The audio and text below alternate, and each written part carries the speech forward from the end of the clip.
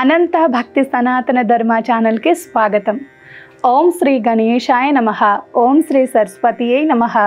ఓం శ్రీ గురుభ్యో నమః.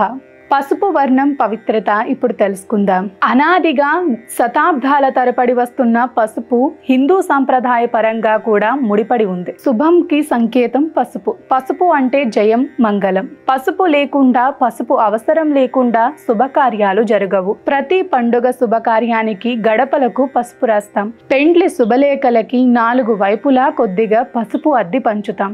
కొత్త బట్టలు ధరించే ముందు వాటికి పసుపు అద్దుతాం. ముహూర్తాలు, జాతక చక్రాలు వేసినప్పుడు ఆ కాగితాలకి పసుపు రాసి ఇస్తారు పురోహితులు, జ్యోతిష్కులు. శుద్ధి అవ్వాలంటే తలపై పసుపు నీళ్లు జల్లుకోవలసిందే.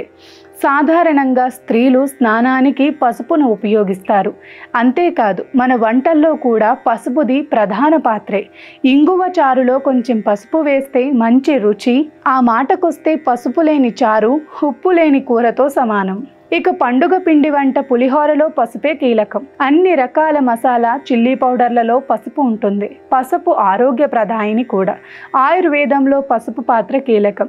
జీర్ణ ప్రక్రియకి పసుపు బాగా హెల్ప్ చేస్తుందని ఆయుర్వేద వైద్యులు అంటారు. కాస్మోటిక్స్ ఉత్పత్తుల్లో కూడా పసుపును విస్తృతంగా వినియోగిస్తారు. వీకో టర్మరిక్ ఆయుర్వేదం క్రీమ్ ఎంతగానో ప్రాచుర్యం పొందింది. పూలలో పసుపు వర్ణంతో ఉన్న చామంతి, చాలా ఫేమస్ గులాబీలు కొన్ని మంచి పసుపు వర్ణంలో ఉంటాయి. పెళ్లికి పసుపు చీరలు ఉండాల్సిందే. పసుపు వస్త్రాన్ని ధరిస్తారు. పవిత్రతకి, సాంప్రదాయానికి, ఆరోగ్యానికి చిహ్నంగా నిలుస్తుంది పసుపు.